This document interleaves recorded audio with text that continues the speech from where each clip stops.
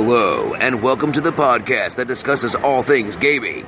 Coming to you from the home of Indie PopCon, Gen Con, and the gaming capital of the world, we are the Established Facts.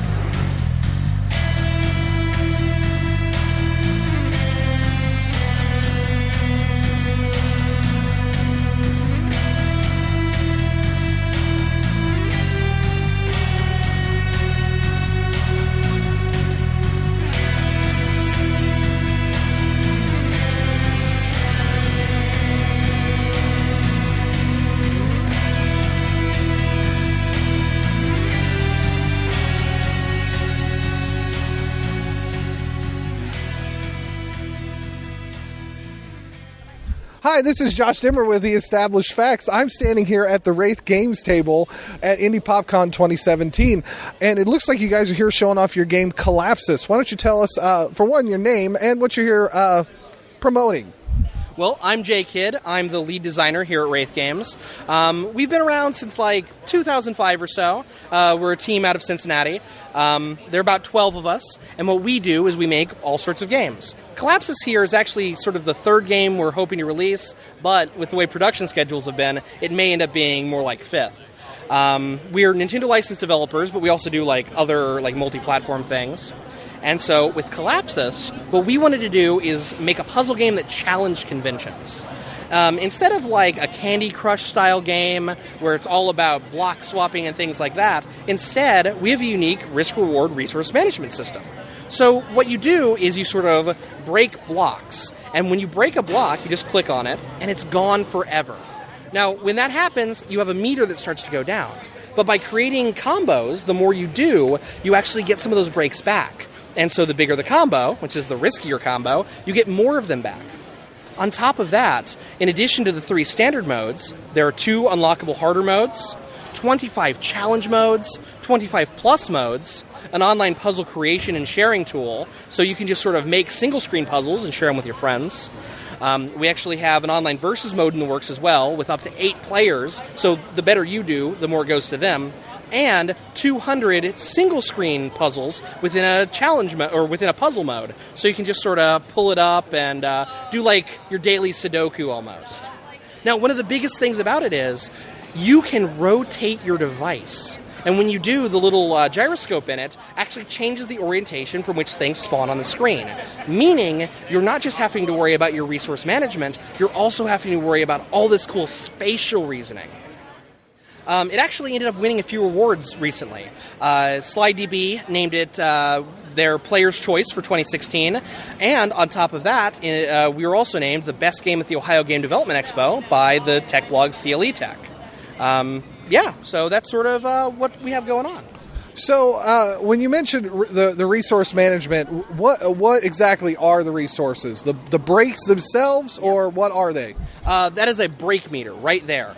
So what it is it's the single resource that you're managing, and it's sort of, do I risk it and go for a crazier combo, or do I play it safe where it's something where it's only going to go down one at a time? Now, it may seem kind of simple, but you're really sort of thinking in spaces that most people have never dealt with before. At a convention recently, someone said it was kind of like Tetris in reverse. You know, it's kind of additive where, or it's subtractive where Tetris is additive. They also said it was kind of like the anti-Candy Crush almost. So you're actually trying to clear away blocks, but do it in such a manner that you don't empty your break meter completely? Absolutely.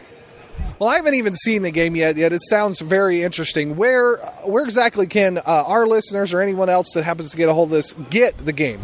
Well, right now it's still in development, but we do have an early access web build that you can go to wraithgames.com and you can click on Collapsus and play that early access web build. Well, it's also, when it's done, going to be out on iOS, Android, Fire Tablet, Windows Phone, Mac, Linux, PC, we were recently greenlit, and also on Wii U, 3DS, and we're working with the Nintendo on getting our Switch dev kit. So, being as you're a Nintendo development partner, that means you're a Nintendo exclusive from a console perspective, is that correct? No, we're not actually signed with any sort of exclusivity. In fact, recently we've reached out with PlayStation, and we're trying to get something handled with them. We're not exactly sure how that's going to go. When I say recently, I mean basically 2 days ago. So we'll see how that goes. But it might also see a PS4 and Vita release if we're lucky. Well, and you mentioned earlier developing on the Unity platform. That has allowed for a lot of developers to develop, not necessarily rapid development, but rapid release, because so many systems out there are supporting the Unity platform. Was that what other reasons did you decide to go with Unity for your development platform? Well, cost was certainly a factor. Sort of the try it out for free kind of model really, really worked for us until our studio was able to actually pay for a pro license. On top of that, like you said before, just that sort of like ability to port to as many platforms with as few compatibility issues as possible was amazing. On top of that, they just have amazing support. So you can just sort of go onto their forums or give them a direct contact if you're a pro user, and they'll answer all sorts of questions if you have any problems. Well, one of the other things we tend to ask when we talk to other game developers is kind of some tips and tricks that you would give aspiring developers, aspiring writers, and so forth. What tips and tricks would you give them for getting started in such a business? Well, I would say to focus on one aspect of development and try to find people with a like-minded vision to yourself who can sort of latch on to the other roles. And on top of that, never be afraid to build a really good business plan, reach out to your small business advisor, your local small business advisor, and then seek funding, because oftentimes that kind of funding is fairly easy to get when you're starting out, and a lot of people are just scared to do so. Same thing with reaching out to Nintendo or Sony. So, anything else you'd like to say to our listening audience? Nope. And if you're here or were here at Indie Pop, hope you enjoyed yourself, and hope you were able to come and play this and maybe play it in the future. Well, again, make sure you check out Wraith Games online, try out the beta of Collapsus, and are your other games, what other games did you say you had available? Currently available, we have an old game called Fly Guy. It's absolutely dreadful. Don't even bother playing it. We have a game called Radarkanoid, and then as of next week, we will also have our other game, Motion.Rest, which will be available, also multi-platform. Before Collapsus is released, though, we might also have our fighting game, Burst Lancer, as well as our free runner, Caveworm. Well, that's a lot of great options from Wraith Games, so make sure you check them out, and we will check you later.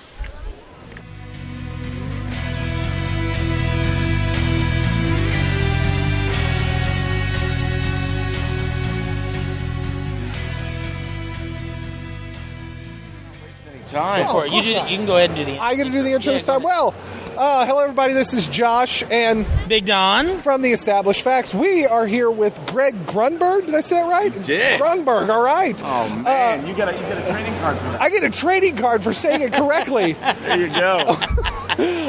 Most of you will know him from either Heroes and Heroes Reborn or Star Trek. Or Star Wars. Or Star Wars. Hello. My Yes. gosh. Jeez. One of the few people I've seen in both. I don't know how that worked out. Yeah, I'm one of the only actors that's in both without prosthetics. Well, it's There are other characters that are in that it, is but true. yeah, That is true. yeah. Simon Pegg. Yeah, Oh. Simon and I were arguing about that on Star Trek. He's like, dude, we're in a very elite club. I said, dude, you're not in my club at all. Okay. I mean, he is the great. I love that great. guy. Oh my god, Simon. Oh, And now you're also really good friends with Abrams, right? yeah. Abrams. JJ and I have known each other since we were 4. So he's literally oh like, my gosh, so yeah. you guys are like brothers. Yeah, we are. That's awesome. We really are. He's the best. That's awesome. Yeah, Well, really and I love his. I mean, he has not made anything I don't like. I don't think he's made anything anybody Yeah, doesn't I like. love I mean, it. he's I just love brilliant, and you know, he makes stuff that will last. It's quality. Yeah. It's really good, but it's all about character. Yeah. And that's what I think. You know, I forgot who I was talking to before, and they were like, "Big ass spider, man." It's like this movie that I did. They were like, "It doesn't even matter. There's a spider in it. It's just you and the other guy are so Yeah. great together." I said, "Any movie that you remember that you love, it's all about those characters." Yeah. Favorite scene in Jaws? What's your favorite scene in Jaws? We're gonna need a bigger boat. Okay. I get to sadly say the same thing because I've only watched it through once. no. Once. Oh my God! Sorry. Well, I- put down the tape recorder and go do some homework. My favorite scene is Roy Scheider in the kitchen with his son, and his son is mimicking what he's doing because Yeah. he wants to be like his dad. And it's like, that scene says everything. Yeah. It's like, yeah, there's a shark and it's scary, blah, blah, blah. I love that. I was like, oh, I love him. Yeah. And what that means, Yeah. so. Absolutely. Character development, that's an interesting, I wasn't expecting you to go that far. One of the things that we do a lot, and we just got done on our podcast itself, was we went through an actual play of a role-playing game, and we were playing characters that were very much based off the Scooby Gang, as it was. There's something about a memorable character that kind of sticks with you, and for you, like as an actor, what is it about roles that kind of draw you in and make them memorable for you, both as a watcher and as an actor yourself? Any character that has a real journey and a conflict, as far as you're talking about for me to play, yeah. I mean, that's what it's all about for me, and also characters that are kind of very close to who I am. I mean, I use the term, I know my limits as an actor, but I don't ever think I have limits as an actor. I just know where my comfort zone is and where my wheelhouse is, and it's with that sort of guy next door. I mean, the guy that you go, he was such a nice guy, and then he killed everyone. No, that's not. Well, honestly, one of my favorite characters that you have played is Matt Parkman in the Hero series, and he is very much that, like, he starts out as that detective police officer who's really seeking that recognition, not just from his peers, but also from his wife and his family, and really kind of growing into that. And then he does kind of get that darker side, especially towards the end of the series when it's like he's got Siler kind of trapped in this mind, and it's like, whoa, that's cool. Like, it's interesting too because they show his dad, my dad, who was brilliantly played, and it was one of those things where it's like, okay, wait a minute, that means that this character could go there. Yeah. Like if his dad went down that slippery slope, that's not too far from where he might be headed. And I really love that. I love that I played a character who it's like, like in Die Hard. I mean, John McClane, man, he's in over his head. It's like he wants action, and then suddenly he's got all the action in the world, and it's like, be careful, dude, because with that comes consequences. But I wrote this, which I'd love to. I know you have younger audience too. Dream Jumper, whose family is that? That's the one that was with us? Yes, that's mine. Okay, that's so I gave your son. I saw that. My book, and this is really near and dear to my heart. This is my son had a dream, and he woke up, and he was it was vivid and very distraught. And I was like, trying to put him back to sleep. I'm cuddling with him. I'm like, go back to sleep. I said, you know what? Tell me your dream. And so he goes, it wasn't really my dream. It was like I was jumping in and out of my friends' dreams and saving my friends from their worst nightmares. And I was like, are you kidding me? That's awesome. Right. That's so material, So that's how this got created. It's about a boy named Ben who is a dream jumper. Okay. And he comes from a long line of dream jumpers. And with that comes responsibility. And there's a dark nightmare lord that's trying to control all of us while we're sleeping. Oh, my gosh. And so when you think people, there are a lot of people that sleepwalk. That's only the nightmare lord testing the power that he has. Oh, wow. And then we have book 2's coming out called Curse of the Harvester. That comes out in September. And Paramount bought it, and they're making a movie out of it. So it's gosh. I know, it's ridiculous. That's so cool. I hope your son likes it. I really do. Yeah, absolutely. Yeah, I love that concept. One thing, so Josh and I, and most of the people on our podcast, The Established Facts, we are big into role-playing and doing improv and things like that. And so... Well, you're an actor. Right. And what I was just talking to somebody about this a few minutes ago, but I love storytelling, and our friend Jen Smith, who's a big part of PopCon, she has published her first book, and I actually sat down with her and I talked to her about kind of her process, and she brought up a very similar thing that you just brought up, is she starts with the characters and really flushes out everything about them, and not necessarily to the sand grain detail, but enough to be able to have like a clear picture of who your protagonist and antagonist and side characters and things like that are. You're describing Marvel versus DC. Yeah. Okay, we can talk about this all day long, but in simple terms, here's what it is. To me, DC starts with a power and then says, okay, let's give this character something interesting, some flaws. Marvel, Jessica Jones, any of these characters. This is an alcoholic, crazy, drug addict, psychotic person. Oh, now let's give her a power. Yeah. That's much more interesting to me. Yeah. I would watch Jessica Jones if she had no abilities.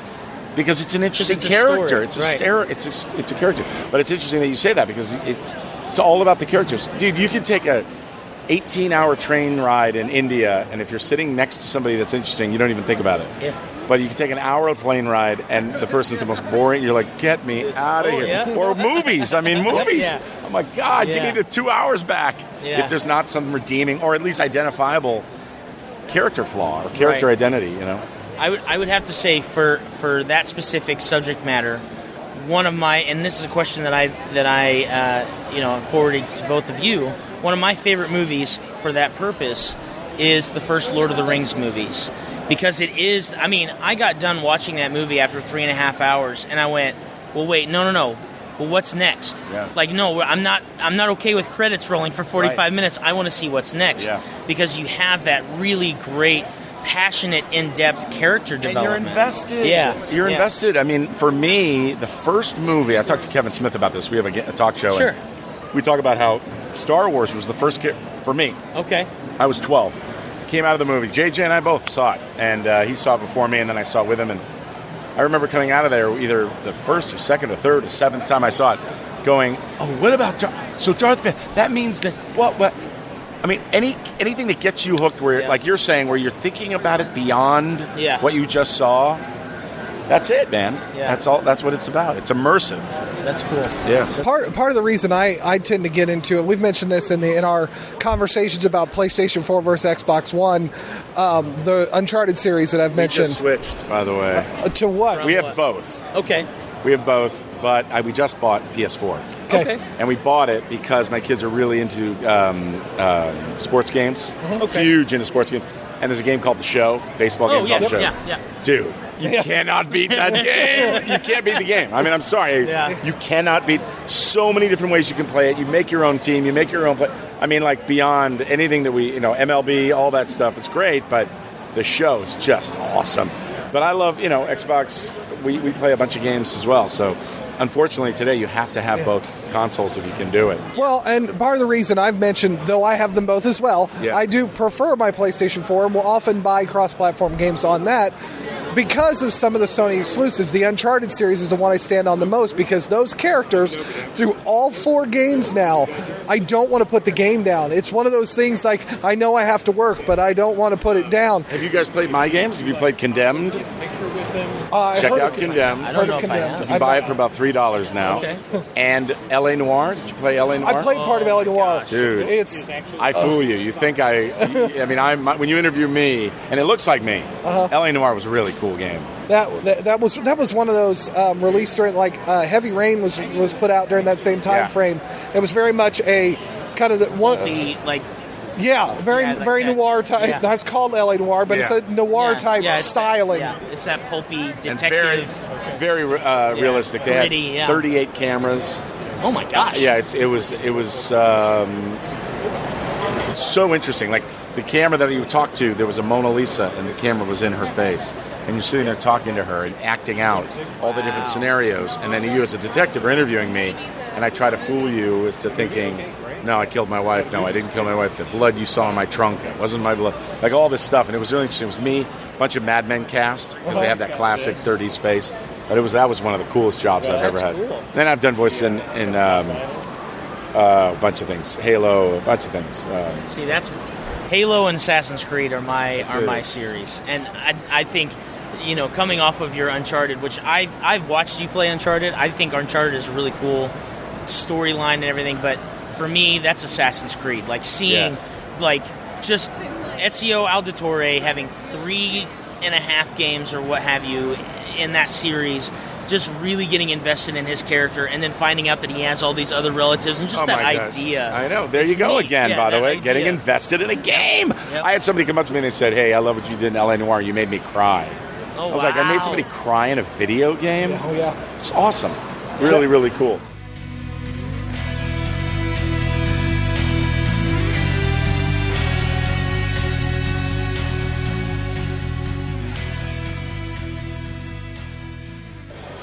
We talked about Assassin's Creed. Video games. Yeah.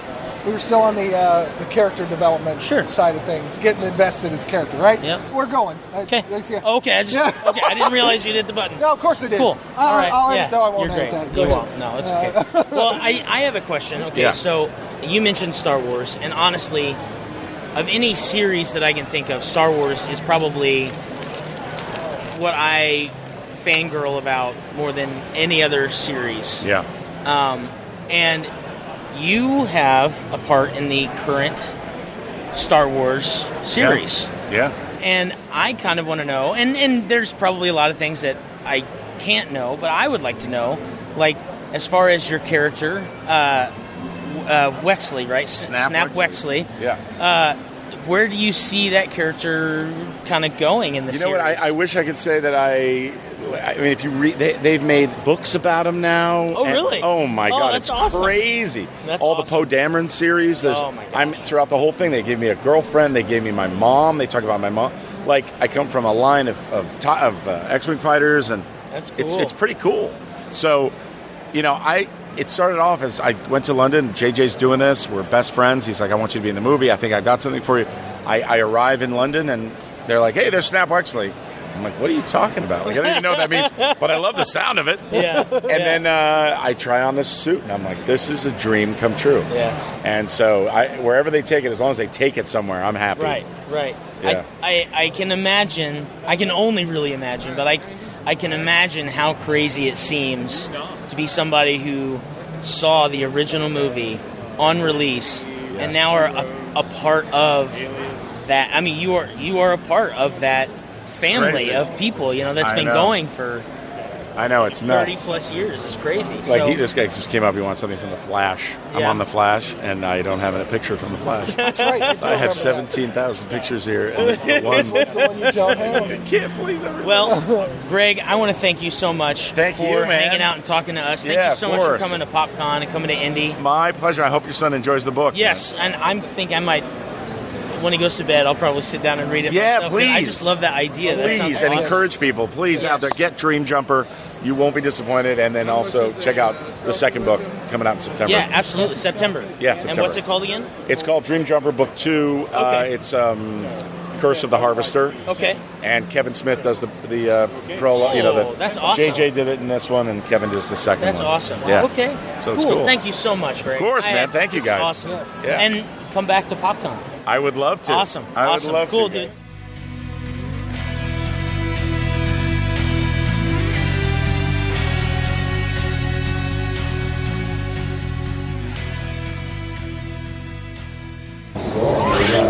Hey everybody, this is Big Don from the Established Facts, just sitting down with some more friends of ours from PopCon. So obviously I'm here, and then I also have with me... I'm Avital. And then with us we have the creators, marketers, sellers, and awesome minds behind a new game called Worlds Collide. So guys, go ahead and introduce yourselves. I'm David. I created the card game. And I'm Jason. I help him market the game. Okay, all right, cool. And give us a little bit of information about what Worlds Collide is. Worlds Collide is a non-collectible card game that is one-shot buy. There's 3 2-player decks, and once you buy them, you're done for that expansion. You get everything you need to make all 6 decks. Okay, very cool. Each character has a specific playstyle in mind, and usually 2 ways to achieve that playstyle. So you shouldn't ever really see the same deck. Okay, very cool. And what collection of characters do you have for your game right now? Currently, we have a barbarian, a pirate, an Egyptian archer, a robot, a samurai, and a ninja. Okay, very cool. And, obviously, pirates versus ninjas being that's a thing. fun. Yep. That's kind of a cool thing. So, now, David, how long have you been working on Worlds Collide and kind of the 6 years. process? 6 years. Yeah. That's awesome. Now, how long has the game been officially released? We did a first really generic print run about 3 years ago.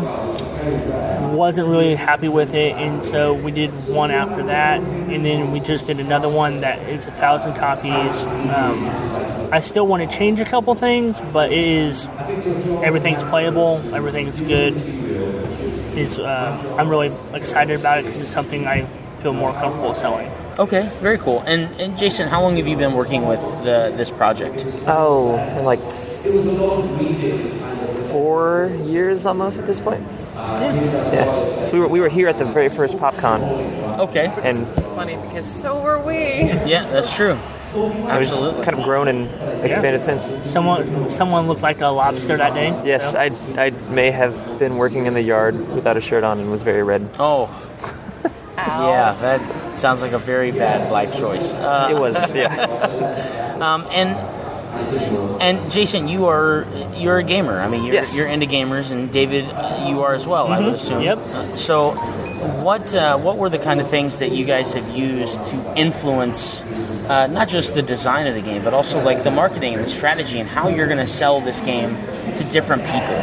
Well, we in designing the game and actually play testing it over the years with various people that have come to the booth, traveling to other conventions, and amongst ourselves, we found it's gone from like a card person gamer's game to kind of a generic game, one that anyone can play, which is fine. It's great. It works very well. Okay. What kind of stuff influenced it? For me, games like Sentinels of the Multiverse. Okay. Or Red Dragon Inn, things like that. You buy the game, you have the game. Sure. There are expansions that come out after that. You can get them if you want. They're not necessary. Most people do if they like the game. But you don't have to worry about going to a card shop and finding that $30 card that makes my deck the greatest deck ever and no one else can beat it because I spent the most money on it. We don't think that's really fair for gamers. We really like the idea that you can just buy the game and everyone can play, and you can choose a different character this time. Next time you're somebody else, and it's much more fun that way. Okay. Very cool. And I know that being a card gamer myself, and we kind of talked about this, I think, just the other day. What I really love about that idea is that you can customize your deck to kind of fit your style of play, it sounds like. Mm-hmm. And it is a competitive game. It is a heads-up game. Mm-hmm. Now, do you have the ability with the game mechanics to be able to play with more than just two people at a time? Is it balanced to be able to do that kind of thing? You can play with more than two people at a time. What I suggest is either everybody attacks to the left or to the right, or if you have like 6 people, you're only allowed to be attacked twice per turn. Okay, so that way to keep that balance, and that's really cool. We don't have specific rules for that yet, right? But those are some ideas we're looking at when expanding the game into, the next sets, or how can we keep the same play style, keep the same play rules, the mechanics, but adapt the play style so that various scenarios can happen, and it's more open to, instead of just a heads up style, you can play with multiple people at the table and there's an objective to it and or something going on. Sure. Or a 4-on-1. Yes. One of the big things is not this year but the end of next year with the story and how we want to progress. There will be a mini boss basically that you're introduced to in the story, and you can have 4 players versus 1 actual player playing that one deck. Oh wow. So they have to cooperate, but there's no necessarily, I gotta go buy the team building faction and include these in the cards. It's everybody's already got their stuff and you gotta coordinate with yourself. Okay. Versus the one person. Okay. So David, I kind of wanted to ask, being somebody who, I've been in collectible card games and other sorts of card games. I love living card games and deck builders and things like that. And what was really kind of the strongest push to design a game like this where you have that capability of having one character that has everything that they need just within one box? You don't have to buy all of these additional expansions. Like, why that choice? Why would you decide to do something like that? I spent $10,000 one summer on Star Trek, the card game. Okay. Decipher.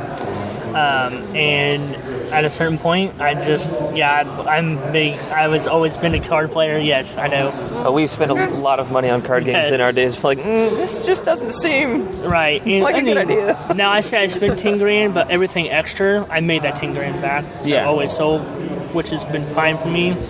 But at that point, I was like, you know what? I'm spending a lot of money. How much does it cost to actually make something like this? Yeah. And then I looked it up, and at the time, the Small Business Bureau in around Fort Wayne or Fort Harrison, everything's listed under periodicals or in a private thing, and so it's very hard to look up.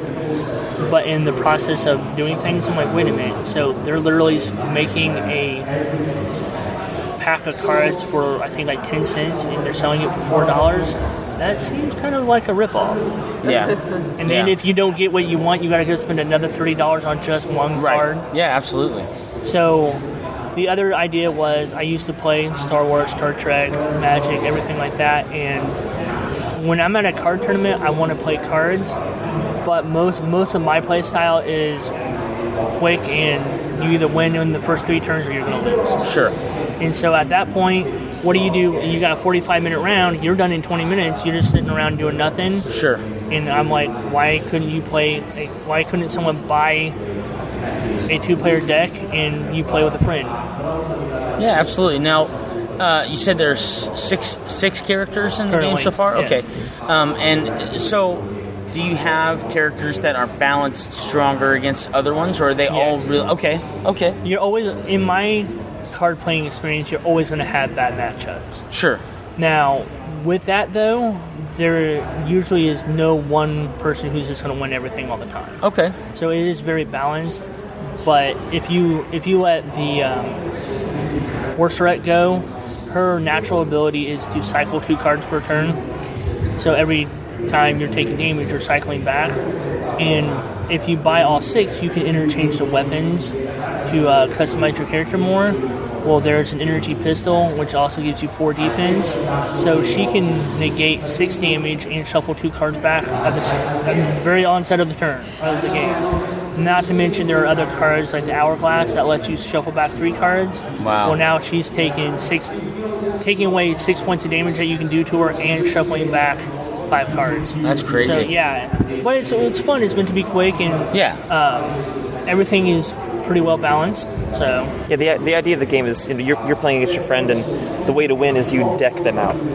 If they don't have a deck left, the game is over. So their deck is their life. Mm-hmm. yeah. Okay, and your hand too. That's very cool. Like Pathfinder Adventure card game does the same mechanic with your each different character, whatever the number of cards in your deck is and hand. That is your life, and there are mechanics to be able to. When you heal somebody, you're shuffling cards back into their deck. And I personally really love that mechanic because it takes the math totally out of the game. You're not worried about how much life. You can just look at somebody's deck and go, okay, well, it looks like they've got probably around 8 or 10 cards, and I just got to hold out to win. So that's cool. I really like that mechanic and that style of gaming. Especially with heads-up stuff. It just makes it simple. Again, quick, simple. You're not having to do algebraic logarithms to figure out exactly what you're going to do next. Right. You have it in your hand. You can play. It's fast-paced, and you can laugh about it later. Like, oh, man, I can't believe you got me with that. So is this the first game that you guys have designed together? Is this... Yep. Okay, very cool. And it sounds like you've already got plans for additions to the game, maybe new characters and things like that. Absolutely. Okay, very cool. Do you have any idea on when you might be kind of rolling that out yet, or? We will have 6 new characters by the end of the year. Oh, wow. And we're going to do a Kickstarter. Okay. I've self-funded everything. Okay. I'm starting to run out of money. Yeah, I hear you. So, No, I hear you. We will be doing a Kickstarter. I failed my first Kickstarter, which everyone's like, well, is that a deterrent to your game? I'm like, no, because I actually learned a lot. Right. To a Yeah. different convention. And so this next one, I actually have in mind how I want to do my entire Kickstarter. Cool. So That's very cool. Yeah, my best friend and I, we are also game designers together. And we've been working on our first game, and we've had those same kind of experiences with using Kickstarter and things like that. And I think that's a very interesting thing that a lot of people don't account for is when you're not a big name developer or even like a medium name developer, there's a lot of things you got to do to really build up that traffic. You know, you have to be visible in all ways to be able to kind of build that interest and that buzz and stuff like that. So yeah, you gotta be good on social media. Yeah. Yeah. Just because I just joined Twitter last night. That's all right. That's right. I have a Twitter. I don't use it very often, and Avital has a Twitter, and she runs our Established Facts Twitter, and that's right. Instagram. Josh has still not given me the login for the Twitter. Nice. Oh, that's right. He's supposed to. Yeah. Well, we're also about to have an Instagram as well. Cool. So maybe Very cool. Maybe we'll see each other's pictures on it. And see, I'm fairly active. I'm not, crazy millennial active on Instagram, but I am active on Instagram for the most part, especially when it comes to like friends who are game developers and things like that. So, I will personally give you some shout outs on Instagram. And then also, we'll make sure that the Established Facts, we've always been really eager to plug for friends and different developers and indie game developers and things like that, just because we love the gaming community in all facets so much that we want to see especially smaller local developers that are bringing new things to the market. And even if it's just a twist or a change of an idea that may already exist, the difference in color, the difference in theme is just fun to kind of generate interest in that marketplace. And who knows, Worlds Collide could be the game that one guy picks up and goes, I've never really been into gaming, but this seems like a kind of game I could get into. Right. And you never know what happens from that point. Absolutely. So I really applaud your guys' effort in the things that you've done, and the game looks great. It looks fun. I'm definitely interested in sitting down and playing through it. Please do. Yeah, we're doing demos all weekend. Stop by anytime. Send anybody over who's interested. Okay, absolutely. And we're doing tournaments also that are free. Right, and you're doing a tournament tonight? Yes, at 6 p.m. At 6 p.m., and then you're doing a tournament again on Sunday, correct? Are we? Probably. Okay. Good to know. Okay. I was not in charge of the tournament. Sure. I brought some other people in who wanted to help play test and write stories and stuff, and they're really wanting to do more tournaments to help promote the card games. Yeah, go for it. Yeah, do it. We ended up, the tables we're sitting on now, we talked to PopCon. I was like, I couldn't get in to sign up for the $150. And Ryan was like, hey, let me email somebody. We got these tables in the main stage area. The doors will be open after the con, so let me see if they're free. And they were free, so we can run stuff after the convention closed. That's very cool. So where can we find you guys online, social media, things like that? At Worlds Collide the card game for Twitter.